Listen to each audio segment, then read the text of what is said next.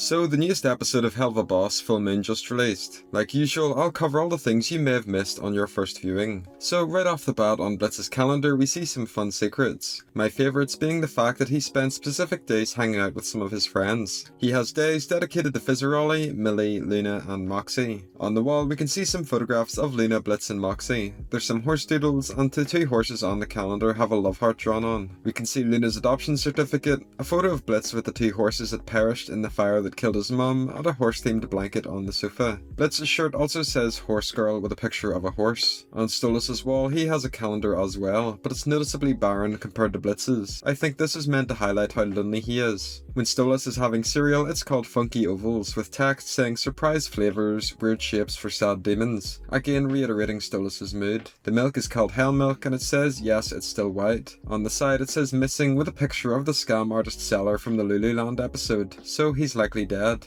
Stolas's mug says Sad Dad. When the scene fades we see that the same flowers that Stolas has are in the human world. I'm not sure if this is meant to represent something, but it's interesting nonetheless. There's alligators and sharks in the park's pool for some reason. The truck's text says pain in the glass. In the human world there isn't anything really interesting, apart from an advertisement for an orca documentary called Billionaires Beware. The car's license plate says MILF. The human the Sharub stole from had a Quiznos punch card. Quiznos is basically a restaurant similar to Subway, so it's canon in the Helluverse. Blitz goes through his box of adult items, with one being a Stitch doll of Moxie. I wonder what Blitz uses that for. Some of the paperwork Blitz left to Moxie include watching ASMR reloading guns, a shopping list and the Wi-Fi password. In the Dorks lab we can see that they're cloning priests. This entire scene reminds me a lot of the Clone Wars in Star Wars, so I think that's the reference.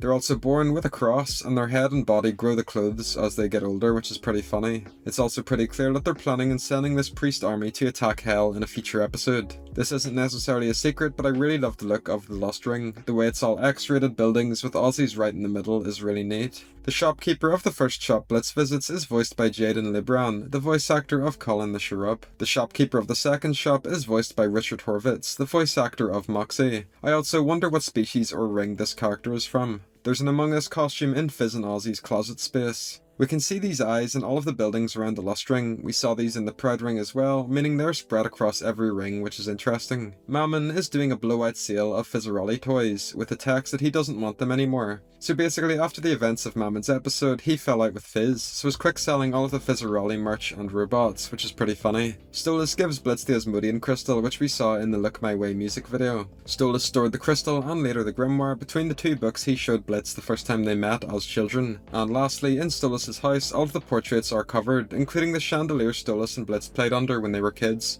This is meant to be a parallel to Blitz crossing his face out in all of his photos. I think Stolas is moving out and getting a fresh start in a new place. He's also trying to forget about all of the bad memories. So that's everything I noticed. Is there anything I missed? Let me know down below. Thanks for watching.